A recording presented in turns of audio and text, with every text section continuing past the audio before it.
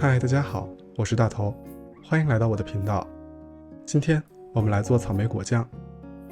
下了快1个月的雨，上周温哥华的天气终于转好了。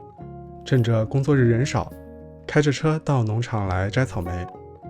北美这边超市里卖的草莓一般都是还没熟的时候就摘下来的，在运输途中成熟，不怎么甜，也没什么草莓味，完全不及农场里现摘的。不同于超市中买到的果酱，今天要跟大家分享的这款草莓果酱保留了整颗的草莓，味道浓郁，口感软糯又略带一点 Q 弹，吃起来非常过瘾。我们需要的材料有：洗净去蒂的草莓1000克，细砂糖850克。不要被砂糖的用量吓到了，糖在果酱中还起到非常重要的防腐剂的作用，因此糖量最好不要少于草莓质量的80%。柠檬汁50克，柠檬汁除了调节酸甜度之外，更重要的作用是促进草莓果肉中的果胶析出，让果酱变得比较浓稠。水100克。将所有的材料都倒入一个大的容器内，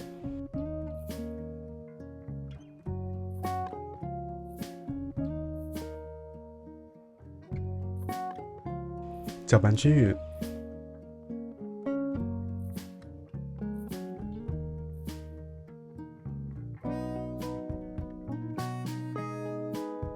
在表面覆盖一张烘焙纸，这样能有效帮助果肉的表面保持湿润。盖上保鲜膜后，放入冰箱冷藏室，隔夜糖渍。第二天，经过1天的糖渍，可以看到草莓出了很多汁水，同时底部还有许多没有溶解的糖，这是正常现象。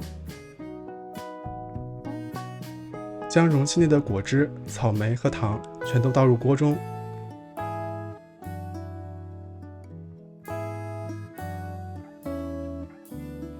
以中火加热，期间时不时搅动一下，帮助果汁受热均匀。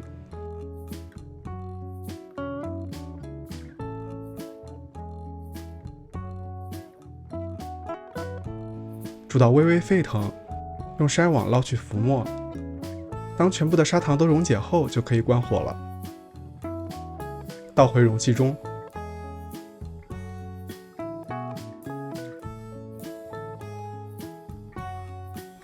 同样在表面覆盖一张烘焙纸，等待放凉后，继续盖上保鲜膜，放入冰箱冷藏室，隔夜糖渍。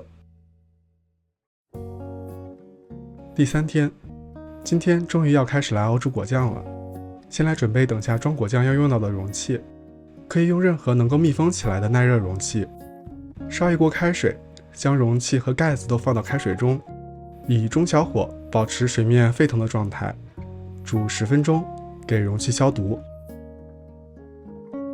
将容器从锅中捞出来，控干水分，放在一旁备用。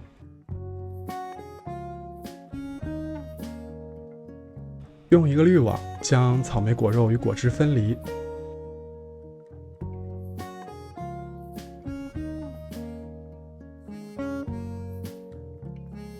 以大火加热果汁，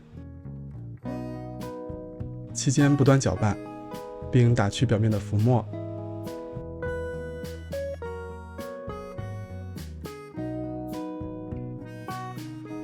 加热到果汁的温度达到105摄氏度以上。如果用的糖量太少的话，这一步很难把果汁加热到目标温度，最后的果酱会不够粘稠。达到105摄氏度后，加入先前的草莓果肉，改以中火加热，并持续捞出锅中的浮沫，煮大约15到20分钟，到温度重回105度就可以关火了。具体的煮制时间与你要做的果酱的量也有关系。如果一次做的量比较大的话，草莓添加回糖浆中后，要煮的时间会更长一些。煮完后，草莓的外层会有一点点的透明感。趁热将果酱装瓶，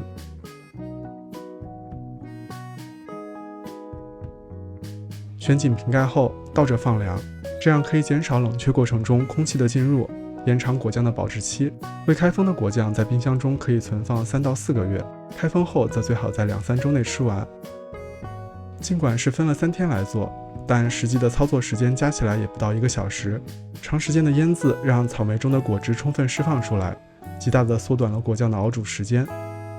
这款果酱甜度适中，草莓味道浓郁，整颗的草莓吃下去的时候，会让你觉得3天的等待时间真的非常值得。可以搭配我之前视频中介绍过的英式司康或黑芝麻意式奶冻作为下午茶点享用，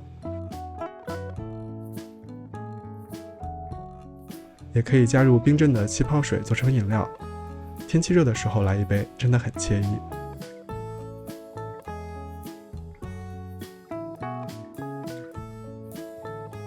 视频中提到的食材用量、制作步骤以及注意事项，我都会放在视频下方的说明栏与我的个人博客 PhD 咖啡中，方便大家查阅。那今天的视频就是这样了，喜欢我视频的话，不要忘记点赞、收藏并订阅我的频道。我是大头，我们下期再见。